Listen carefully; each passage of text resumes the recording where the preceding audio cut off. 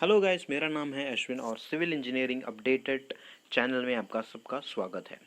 आज हम देखने जा रहे हैं बहुत ज़्यादा इम्पॉर्टेंट टॉपिक जो कि है टेस्ट ऑफ एग्रीगेट। हम ऐसे भी बोल सकते हैं टेस्ट ऑफ रोड एग्रीगेट के बारे में हम डिटेल में देखने जा रहे हैं। तो सबसे पहला टेस्ट वो है क्रशिंग टेस्ट। क्रशिंग टेस्ट हम करते हैं एग्रीगेट के स्ट्रेंथ को जानने के लिए। तो सबसे पहले हमें ये जानना होगा साइज ऑफ द एग्रीगेट कितना होना चाहिए। हम पहले एग्रीगेट को लेंगे और 12.5 mm सीव से पास करेंगे, जो कि रिटेन होगा उसके नीचे वाले सीव यानी कि 10 mm सीव में। तो हमें पता चल गया साइज ऑफ द एग्रीगेट जो कि लाई करेगा 10 और 12 mm के बीच में। जो हमें सैंपल मिला उसको वे किया, W1 करके नोट करके रख दिया। और जो सैंपल हमने मिला उसको हमने सिलिंड्रिकल अपैरेटस में 3 लेयर में ले किया और हर लेयर के बाद मैनुअल कंपैक्शन किया। फिर हमने इसको उठा के प्लंजर के नीचे जाके रख दिया और जस्ट टच करके छोड़ दिया। और हमें पता है प्लंजर का जो होता है लोडिंग अरेंजमेंट होता है, उसमें दो तरह के लोडिंग अरेंजमेंट होते हैं। पहला होता है जिसमें पेनिट्रेशन कांस्टेंट होगा और दूसरा है जिसमें लोड कांस्टेंट होगा। पेनिट्रेशन कांस्टेंट हमें पता है जो कि होता है CBR टेस्ट, और लोड कांस्टेंट हम देखेंगे तो वो है क्रशिंग टेस्ट। इसमें हम लोड कांस्टेंट रखते हैं, उसका रेट देखते हैं अब कितना है। उसका रेट ऑफ लोडिंग हम देखेंगे तो 4 टन्स पर मिनट है, मतलब 4 टन हम 1 मिनट में एग्रीगेट में अप्लाई करते हैं। और टेस्ट का ड्यूरेशन जो होगा वो होगा 10 मिनट्स। तो टोटल हम लोड अप्लाई करेंगे वो है 40 टन्स। तो टेस्ट का ड्यूरेशन 10 मिनट में एक्सपेरिमेंट कंप्लीट हो जाता है। तो इसमें हम देख सकते हैं पहले क्या होगा, हम लोड अप्लाई करेंगे तो एग्रीगेट में रीएडजस्टमेंट्स होंगे। उसके बाद एग्रीगेट क्रश होना स्टार्ट होगा। और जो हमें सैंपल 40 लंस अप्लाई करने के बाद जो सैंपल मिलेगा उसको हमने 2.36 mm सीव से हम पास करेंगे, और जो कि रिटेन हुआ उसको हम W2 करके नोट करेंगे। अभी हमें W1 निकाल लिया जो कि इनिशियल में हमने निकाला था, उसको वे किया था और W2 निकाल दिया। और अब हमने उन दोनों का रेशियो निकाला W2/W1, जो कि होता है एग्रीगेट क्रशिंग वैल्यू, जो कि शॉर्ट फॉर्म में ACV लिखा हुआ है। तो उससे हमें ACV मिल जाएगा। और हमें सबसे इम्पॉर्टेंटली जानना चाहिए ACV का वैल्यू, जो कि 30% फॉर सरफेस कोर्स से ज़्यादा नहीं होना चाहिए। उसी तरह अगर बेस कोर्स में हम कंसिडर करेंगे तो 45 से ज़्यादा नहीं होना चाहिए ACV का वैल्यू बेस कोर्स के लिए। तो ये होता है पहला टेस्ट, जो कि बहुत सिंपल वाला टेस्ट है। अब हम देखते हैं अगला टेस्ट। ये है उसका एक्चुअली जो सेटअप्स है उसको देख सकते हैं। ये जो कि सेटअप जो कि लोड प्लंजर का ऐसा डायग्रामेटिक रिप्रेजेंटेशन है। तो हम अब देखते हैं अगला टेस्ट जो कि होता है इम्पैक्ट टेस्ट। इम्पैक्ट टेस्ट हम मेनली करते हैं टफनेस ऑफ द एग्रीगेट जानने के लिए। ये हमने बहुत कॉमन है, हम सब ने इस अपैरेटस को देखा होगा। तो इसमें भी सेम प्रोसीजर है। साइज ऑफ द एग्रीगेट पहले रेंज पता करना होता है, 10 to 12 mm है साइज़, जो कि हमें सिमिलर जो कि पिछला में किया था ऐसे ही निकालना है। 12.5 mm सीव से हम पास करेंगे, जो कि रिटेन होगा उसके नीचे वाले सीव 10 mm सीव में। उसके वजह से हमारा साइज ऑफ द एग्रीगेट का रेंज होगा 10 to 12 mm। फिर इसमें मोस्ट इंपॉर्टेंट है height of the fault. Height of the fault हम देख सकते हैं, ये है हाइट ऑफ द फॉल्ट जो कि है 38 सेंटीमीटर। हमने देखा है इसमें दो हैंडल होते हैं जिसको हम लिफ्ट करके ऊपर जाते ही एक एक लिंक टाइप होता है, जिसकी वजह से वो सेल्फ वेट यानी कि ग्रेविटी के इफेक्ट से फ्री फॉल हो जाता है। और जो कि जो फ्री फॉल इफेक्ट होता है वो एग्रीगेट में उसका रिएक्शन को हम नोट करते हैं, उसी को हम टफनेस बोलते हैं एक्चुअली। जो हम देख सकते हो इस वाले कंटेनर में हम एग्रीगेट को फिल करते हैं। साइज ऑफ द एग्रीगेट जो कि 10 to 12 mm सीव रेंज है, उसको हम इसमें फिल करते हैं। और उसको उसको प्लस वे भी करते हैं, जो पिछले एक्सपेरिमेंट के सेम सिमिलर है। उसको पहले वे करते हैं, W1 नोट करके रखते हैं, फिर उसको इसमें फिल करते हैं, इसको हम लिफ्ट करते हैं 38 सेंटीमीटर के फ्री फॉल इफेक्ट में, ये नीचे गिर जाता है। और हम देख सकते हैं वेट ऑफ द हैमर जो कि है होता है 13.5 to 14.5 kg होगा। और हम इसको नंबर ऑफ ब्लोस हम कितनी बार लिफ्ट करेंगे उसका मतलब वो है 15 बार हम लिफ्ट करेंगे इसको। और इसमें भी सेम सिमिलर है, जो कि हमारा सैंपल होगा जब लिफ्ट करने के बाद हमें जो फाइनल प्रोडक्ट जो मिलेगा वो हमें बहुत क्रश्ड एग्रीगेट्स होंगे, जिसको हमने सीव साइज यानी कि 2.36 सीव से हम पास करेंगे। तो जो भी वेट आएगा उसको हम W2 नोट करेंगे। अभी हमें W1 पता है, W2 पता है, और इस वजह से हमें AIV मिल जाएगा, जो कि होता है एग्रीगेट इम्पैक्ट वैल्यू। और similarly aggregate impact value surface course को हम देखेंगे तो should not be more than 30% होना चाहिए। ऐसे ही बेस कोर्स के लिए अगर देखेंगे तो should not be more then 35% होना चाहिए। तो ये होता है सेकेंड टेस्ट। और आप अपैरेटस को देख सकते हो, कुछ इस प्रकार का अपैरेटस है इम्पैक्ट टेस्ट के लिए। अब अगला हम देखते हैं, अगला है एब्रेशन टेस्ट, जो कि बहुत ज़्यादा इम्पॉर्टेंट है। और एग्रीगेट के लिए हम वियर एंड टियर जो होता है वो इस टेस्ट से हमें पता चलता है। हमने देखा है ये ड्रम टाइप अरेंजमेंट होता है, इसको हम लॉस एंजलस टेस्ट भी बोलते हैं। तो इसमें हमें मोस्ट इम्पॉर्टेंट जानने की ज़रूरत ये है रेट जो कि हम अप्लाई करते हैं, तो वो होता है 33 RPM, 33 रोटेशन पर मिनट।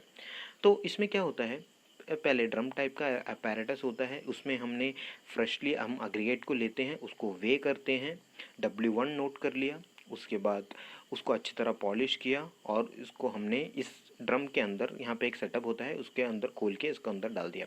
उसके साथ ही हमने स्टील बॉल्स को भी डाल देते हैं। तो इसमें क्या होता है, जब हम मशीन को ऑन करते हैं तो ये रोटेट होगा और उसका नंबर ऑफ रेवोल्यूशन होता है 500 रेवोल्यूशन। तो जब रोटेट होगा तो इसमें दो प्रोसीजर होंगे, एक तो होगा एब्रेशन, जो कि होता है rubbing between aggregate two steel balls और एग्रीगेट के बीच बीन जो रबिंग होगा उसको हम एब्रेशन बोलते हैं। और एक और होगा एड्रेशन जो होता है एग्रीगेट और एग्रीगेट के बीच में जो रबिंग होगा उसको हम एड्रेशन बोलते हैं। तो इसमें एब्रेशन टेस्ट में हमारा दो फिनोमेना होता है, एब्रेशन होता है और एड्रेशन होता है। आप देख सकते हो नीचे लिखा हुआ है। तो एब्रेशन और एड्रेशन दोनों फिनोमेना होता है इस पूरे टेस्ट में। फिर हमने 500 रोटेशंस के बाद हम इसको, रेवोल्यूशन के बाद हम इसको ऑफ कर देते हैं। फिर जो कि इसको हम ट्रे को ओपन करते हैं तो इसके साथ जो क्रश्ड एग्रीगेट के साथ डस्ट पार्टिकल्स भी आते हैं। तो इस पूरे सैंपल को हम फिर जो होता है सीव साइज 1.7 सीव से पास करते हैं, और जो कि रिटेन होगा उस जो पास हो गया उसको हम W1 नोट करते हैं। आप देख सकते हो W2 मतलब weight of the aggregate passing 1.7 सीव, और W2 है जो कि 1.7 सीव से पास हुआ। ऐसे ही W1 जो होता है total weight of the aggregate होगा। तो हमें इन दोनों का रेशियो मिल जाएगा W2/W1 करेंगे तो। और हम एम्पेरिकल वैल्यू जो हम फार्मूला से हम निकाल सकते हैं वो होता है 20 - 1/3 into loss of the weight in gram. इससे भी हम ये वाला वैल्यू निकाल सकते हैं। तो इसमें हमारा इंपॉर्टेंट वैल्यू होता है AV, जो कि होता है abrasion value, should not be more than 30% for surface course, ऐसे ही should not be more than 50% for base course. तो इसको हम ऐसे परफॉर्म करते हैं, जो कि बोलते हैं वियर एंड टियर टेस्ट या फिर लॉस एंजलस टेस्ट।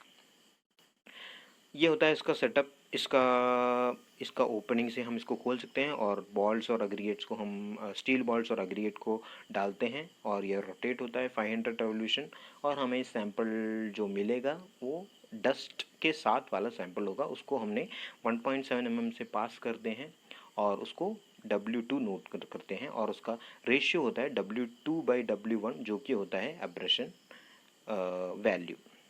अब हम देखते हैं अगला टेस्ट। अगला टेस्ट जो है साउंडनेस टेस्ट है। साउंडनेस टेस्ट हमने सुना होगा सीमेंट के लिए, बट ये साउंडनेस और वो वाला साउंडनेस एंटायरली डिफरेंट होता है। साउंडनेस टेस्ट हम इसलिए करते हैं ताकि ड्यूरेबिलिटी और वेदरिंग ऑफ द एग्रीगेट निकाल सके। तो साउंडनेस टेस्ट में हम करते क्या हैं उसको हम डिटेली समझते हैं। पहले हम साउंडनेस टेस्ट में पहले हम सैंपल लेते हैं हमें पता है सबसे पहले कि एग्रीगेट को जो डिटोरेट करता है वो सल्फेट ही डिटोरेट करता है। तो उसमें भी दो सैंपल हम सॉल्यूशन सैचुरेटेड सॉल्यूशन कंसिडर करते हैं। एक तो होता है सोडियम सल्फेट और दूसरा होता है मैग्नीशियम सल्फेट। और इसमें हम कंपेयर करेंगे, जो मैग्नीशियम सल्फेट जो होता है वो स्ट्रॉन्ग डिटोरेटिंग एजेंट होता है, जो कि ज़्यादा डिस्ट्रैक्ट करता है एग्रीगेट को than that of sodium sulphate. तो इसमें क्या करते हैं, हमने एक सिलेंडर लिया, सिलेंड्रिकल कंटेनर लिया, इसमें हमने सैंपल को डाला, हमने मैग्नीशियम सल्फेट या फिर सोडियम सल्फेट को डाला, फिर हमने एग्रीगेट को डाला। फॉर एग्जांपल अभी हम 5 kg वाला एग्रीगेट लेते हैं, 5 kg एग्रीगेट लेते हैं और उसको इसमें डाल देते हैं।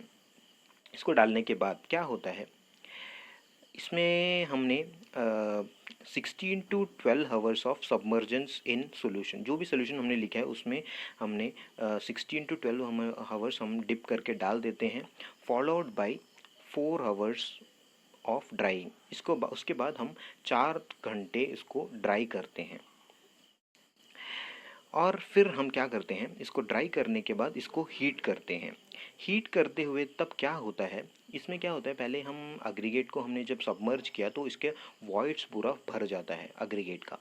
तो हम ड्राई करते हैं 4 घंटे, फिर उसके बाद हम हीट करते हैं तो क्या होता है, इसके वॉइड्स से जो सॉल्यूशन सल्फेट जो भी सॉल्यूशन होता है वो ऊपर आने लगता है, एग्रीगेट के सरफेस में आने आने को ट्राई करता है। वो ऐसा इस तरीके से आता है कि एग्रीगेट को क्रैक करके उस सरफेस के ऊपर आने का ट्राई करता है। तो इससे इससे क्या होता है, एग्रीगेट का जो वेट होता है वो लॉस हो जाता है। और इसको इसमें इस टेस्ट में बाकी टेस्ट से कंपेयर करेंगे तो इस टेस्ट में हम लॉस ऑफ वेट को कंसिडर करते हैं। और इस टेस्ट को हम 5 साइकिल में इसी सेम टेस्ट को हम 5 साइकिल में हम कंसिडर करते हैं और हमें रिज़ल्ट जो मिलेगा उसको लॉस ऑफ वेट में हम कंसिडर करते हैं, जो कि 12% से ज़्यादा नहीं होना चाहिए अगर हम सोडियम सल्फेट यूज़ करेंगे। तो ऐसे ही 18% से ज़्यादा नहीं होना चाहिए हम मैग्नीशियम सल्फेट यूज़ करेंगे। तो हमें मैं ज़्यादा परसेंट इसलिए लिया है क्योंकि जो मैग्नीशियम सल्फेट होता है वो स्ट्रॉन्ग डिटोरेटिंग एजेंट होता है। तो ये होता है पूरा टेस्ट। तो हम देख सकते हो इसमें हमारा जो एग्रीगेट होता है, पहला एग्रीगेट ऐसे था, जो जब हमने इस सॉल्यूशन जो कि सैंपल है मैग्नीशियम सल्फेट या फिर सोडियम सल्फेट में हमने डिप करके 16 to 12 आवर्स हमें सबमर्जेंस किया, फिर बाहर निकाला, ड्राई किया, फिर हीट किया, तब जो सरफेस में जो आप देख सकते हो क्रैक्स आ चुका है। इसकी वजह से लॉस ऑफ वेट हो चुका है एग्रीगेट का।